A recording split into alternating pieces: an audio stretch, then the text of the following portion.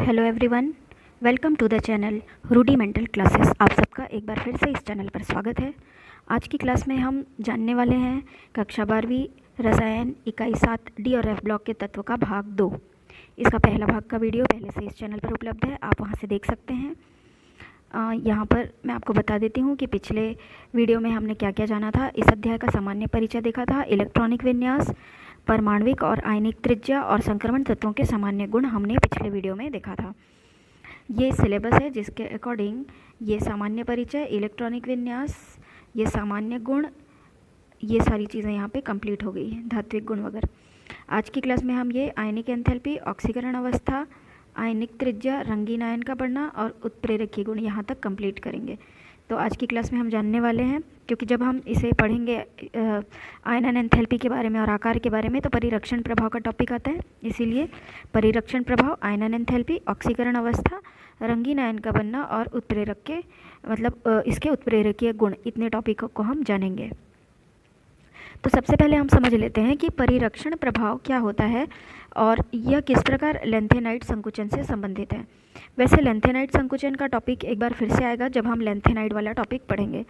तो जैसे ही हम बाएं से दाएं जाते हैं तो नाभिकीय आवेश बढ़ता जाता है, अतः आकार कम होता जाता है। हमको ये मालूम है कि जब भी हम किसी आवर्त में बाएं से दाएं जाते हैं तो उनके प्रोटॉनों की संख्या बढ़ती जाती है, अर्थात नाभिकीय आवेश बढ़ेगा।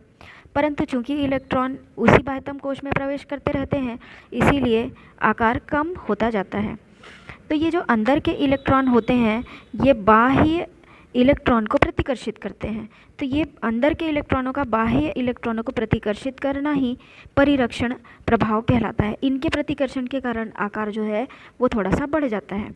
अब यहाँ पे ध्यान देने योग्य बात यह है कि लेंथेनाइड में 4f का आकार तथा ये परमाणु में अधिक अंदर की ओर स्थित होते हैं, जो f कक्षक है वो, इसीलिए परिरक्षण प्रभाव जो है वो कम होता है। अतः बाह्य इलेक्ट्रॉन पर केवल नाभिक के आकर्षण बल ही कार्य करता है, जिससे आकार में कमी होती जाती है। तो इसे हम लेंथेनाइड संकुचन कहते हैं।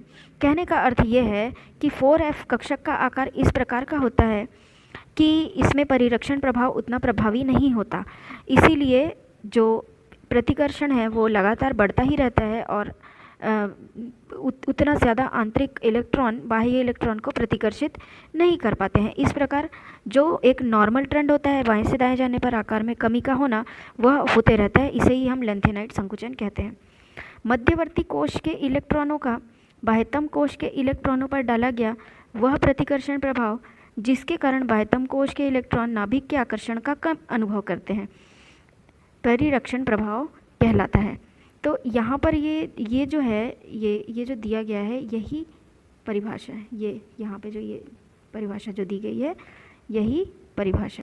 तो आप परिरक्षण प्रभाव की परिभाषा जो है वो यहाँ से निकाल सकते हैं। ये वाला जो भाग जो दिया हुआ है ये मैंने इन सर्कल कर दिया है।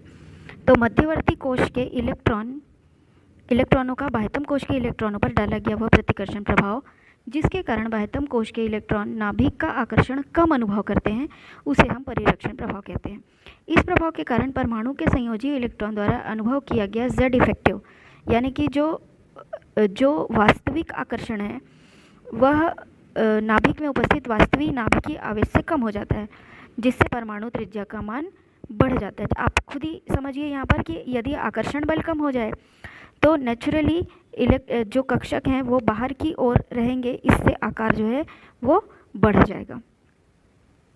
आगे देख लेते हैं।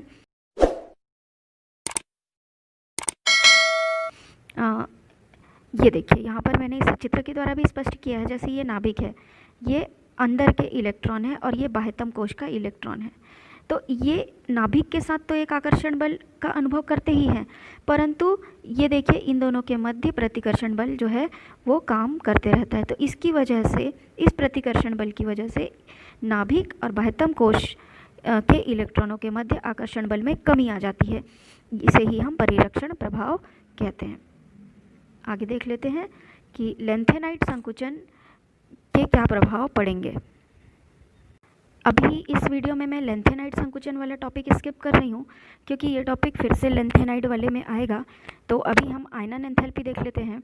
किसी गैसीय उदासीन परमाणु की बाह्यतम यानी कि आखिरी कक्षा से इलेक्ट्रॉन बाहर निकालने के लिए जो ऊर्जा आवश्यक होती है उसे ही हम आयनन एंथैल्पी कहते हैं। तो किसी भी तत्व की प्राथमिक, द्वितीय, तृतीय आयनन एंथैल्पी में से तृतीय आयनन एंथैल्पी जो है वो सबसे अधिक होती है, क्योंकि जैसे जैसे हम बाह्यतम कोश से इलेक्ट्रॉन बाहर निकालते जाते हैं तो अगला इलेक्ट्रॉन नाभिक के और अधिक पास रहता है, तो आपको उसे बाहर निकालने में अधिक ऊर्जा की आवश्यकता पड़ती जाती है और आकार भी लगातार छोटा होते जाता है, तो नाभिक से दूरी भी घटती जाती है। इसीलिए जैसे जैसे हम आगे बढ़ते जाएंगे, मतलब प्रथम के बाद द्वितीय, तृतीय आयनन ऊर्जा में जाते जाएंगे तो उसका मान बढ़ता जाएगा।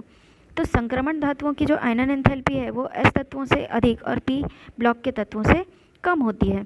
तो आंतरिक डी कक्षकों के भरने के साथ साथ नाभिकीय आवेश में वृद्धि होने के कारण बाएं से दाएं जाने पर आयनन एंथैल्पी में वृद्धि होती जाती है। अब देखिए, जो इसके बाह्यतम कोश का इलेक्ट्रॉनिक विन्यास है वो 1 - n यानी कि अंतिम के ठीक एक पहले वाला रहता है।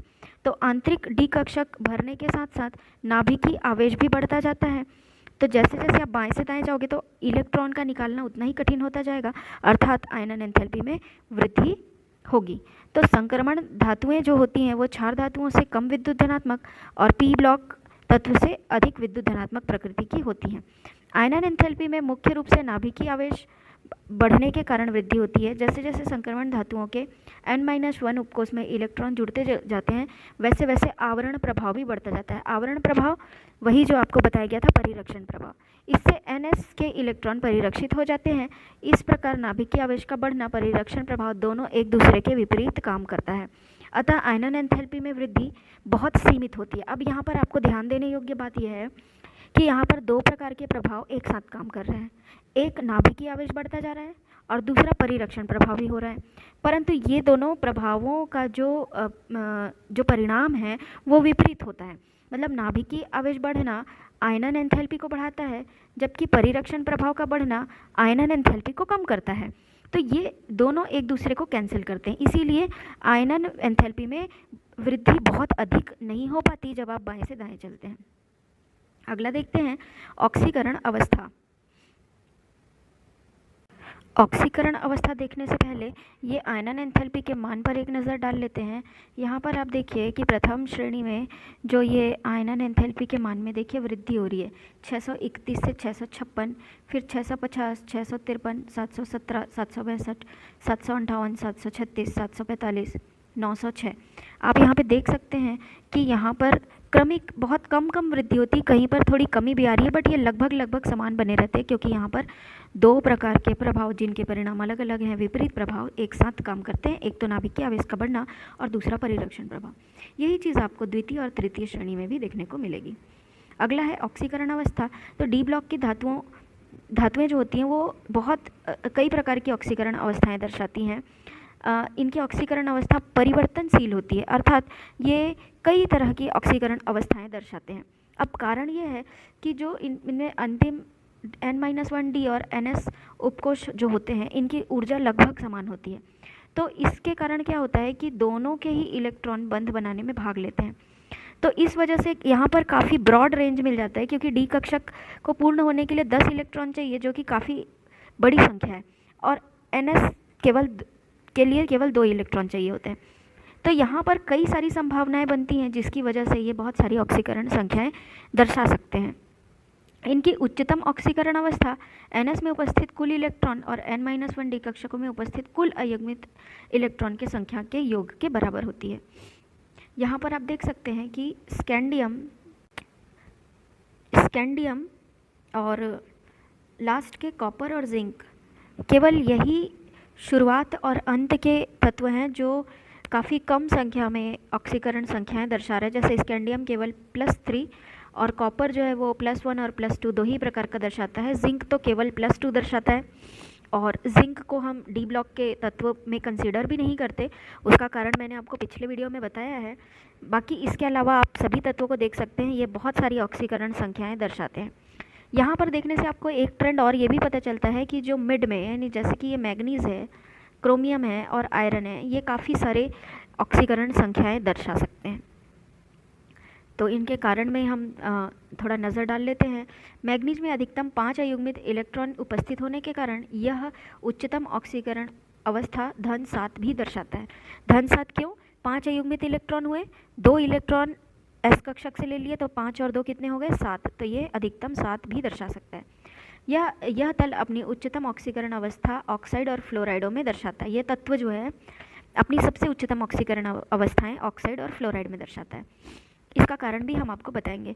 यह धातुएं अपनी निम्न ऑक्सीकरण अवस्था में आयनिक बंध बनाती हैं और उच्च ऑक्सीकरण अवस्था में सहसंयोजी बंध बनाती हैं। इन धातुओं के ऑक्साइड की अम्लीय प्रकृति धातु की ऑक्सीकरण संख्या बढ़ने के साथ साथ बढ़ती जाती है। जैसे कि अगर हम देखें, वैसे तो ये धातु है तो इनके ऑक्साइड कैसे होने चाहिए? क्षारीय होने चाहिए, परंतु ये उभयधर्मी बनाते हैं और कुछ कुछ जो है वो अम्लीय भी हो जाते हैं। और इनकी अम्लीयता जो है वो जैसे जैसे इनकी ऑक्सीकरण अवस्था बढ़ने लगती है वैसे वैसे इनके अम्लीयता का क्रम भी बढ़ने लगता है। यहाँ पर आप इसका क्रम देख सकते हैं। श्रेणी के दोनों किनारों पर ऑक्सीकरण अवस्थाओं की संख्या कम पाई जाती है। अभी अभी मैंने आपको दिखाया था कि स्कैंडियम और कॉपर जिंक में बहुत कम ऑक्सीकरण संख्याएं दिखाई दे रही। तो इसका कारण ये रहता है कि परित्याग या साझेदारी करने के लिए इलेक्ट्रॉन की उपलब्धता कम होना। जैसे स्कैंडियम में इलेक्ट्रॉन की उपलब्धता कम है, परंतु जो अंतिम छोर होता है वहाँ पे पूर्ण पूरित डी कक्षक होते हैं, तो वह भी साझेदारी में भाग नहीं लेते। इस प्रकार चूंकि ये कोई भी अयुग्मित इलेक्ट्रॉन नहीं बना पा रहे हैं, अतः इनकी ऑक्सीकरण संख्याओं की संख्या काफ़ी कम पाई जाती है। जैसे कि जिंक और कॉपर में डी कक्षक पूर्ण रूप से भरे होते हैं, जबकि स्कैंडियम में केवल एक ही इलेक्ट्रॉन होता है डी कक्षक में, इसीलिए ये कम ऑक्सीकरण संख्याएं दर्शाता है। यहाँ पर एक प्रश्न अक्सर पूछा जाता है कि संक्रमण तत्व परिवर्तनशील ऑक्सीकरण अवस्था क्यों दर्शाते हैं। तो इसका उत्तर मैंने यहाँ पे वैसे तो अभी बता दिया है, लेकिन ये प्रश्न उत्तर के रूप में लिखा क्योंकि ये काफ़ी महत्वपूर्ण प्रश्न है। तो आपको बताना है कि अंतिम NS और N-1D उपकोषों की ऊर्जा बराबर होने के कारण इन दोनों ही उपकोष के इलेक्ट्रॉन बंध में भाग लेते हैं, इसीलिए ये परिवर्तन ऑक्सीकरण संख्या दर्शाते हैं। एक और प्रश्न जो पूछा जाता है कि कोई तत्व अपनी उच्चतम ऑक्सीकरण अवस्था ऑक्साइड और फ्लोराइड में ही क्यों दर्शाते हैं। तो इसका उत्तर यह है कि ये दोनों ही अत्यधिक विद्युत ऋणी होते हैं, अतः ये धातु से अधिकतम इलेक्ट्रॉन को अपनी ओर आकर्षित कर सकते हैं। इसी कारण धातु पर अधिकतम धन आवेश आ जाता है और धातु अपनी उच्चतम ऑक्सीकरण अवस्था जो होते हैं वो ऑक्साइड और फ्लोराइड में ही दर्शाते हैं। अगला पॉइंट है कि तत्वों की धन 2 और धन 3 ऑक्सीकरण अवस्थाएं जब होती हैं तब ये आयनिक बंध बनाते हैं, और जैसे जैसे इनकी ऑक्सीकरण संख्या उच्च होती जाती है तो ये सहसंयोजी यौगिक बनाने लगते हैं।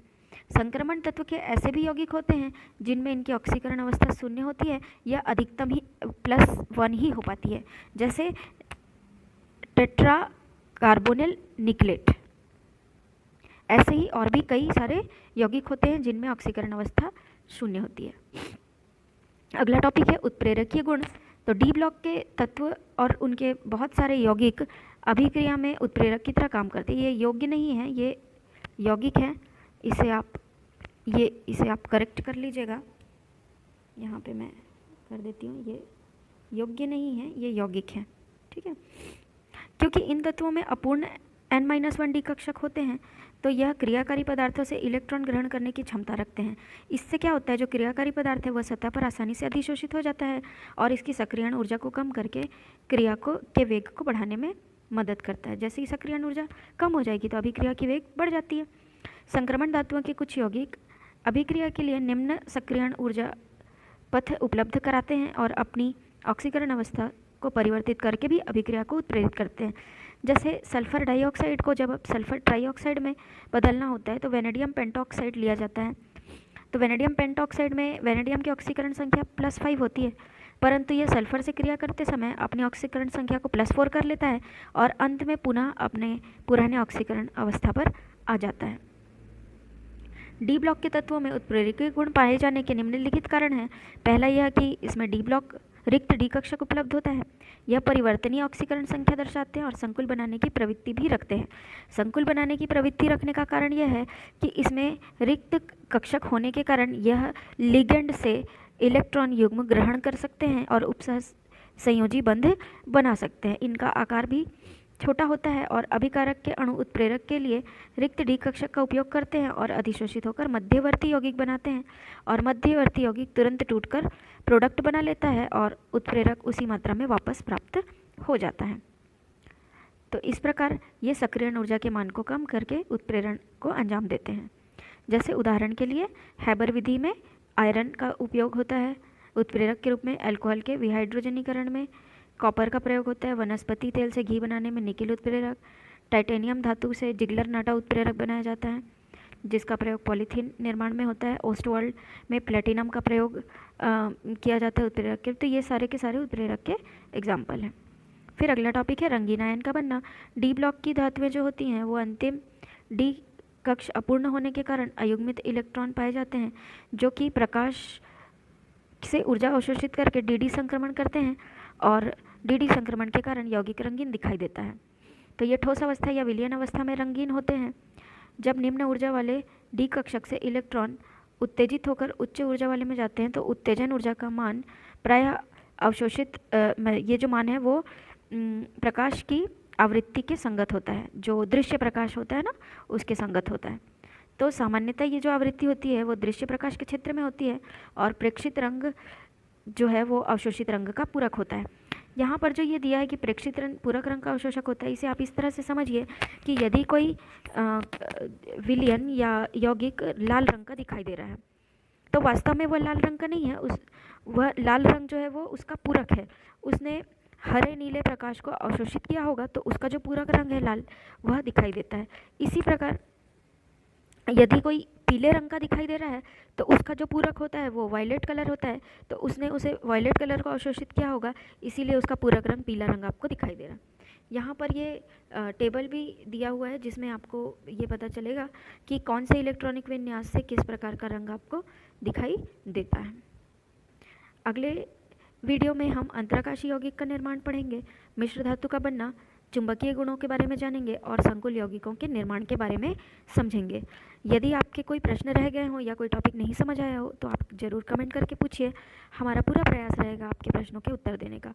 और यदि आपने ये चैनल अभी तक सब्सक्राइब नहीं किया है तो इसे जल्दी से सब्सक्राइब कर लें क्योंकि हमेशा इस चैनल पर आपके काम के वीडियोज़ अपलोड होते रहेंगे। Thank you, keep watching, like, share and subscribe the channel.